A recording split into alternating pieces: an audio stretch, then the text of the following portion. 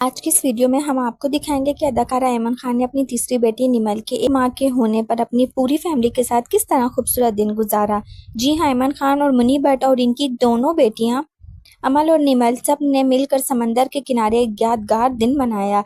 ऐमन ने अपनी बेटी निमल की 1 मंथ सेलिब्रेशन के लिए खास फोटो शूट भी करवाया और तमाम वीडियोस अपने मदाहों के साथ शेयर कर दी। मुनी भट्ट और अमल ने पूरी रात समंदर में स्विमिंग की। ऐमन खान खुद वीडियोस बनाती रहीं और अपनी फैमिली के ये हसीन लम्हात कैमरा में कैद करती रहीं।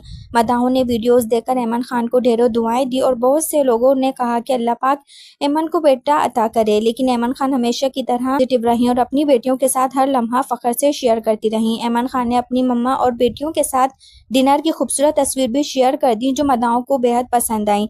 ऐमन खान की ये वीडियोस एक बार फिर वो ना सिर्फ एक बेहतरीन अदाकारा हैं बल्कि एक शानदार माँ भी हैं। तो दोस्तों, आपको ऐमन खान की फैमिली वीडियोस कैसी लगती हैं? कमेंट सेक्शन में अपनी राय जरूर दीजिएगा।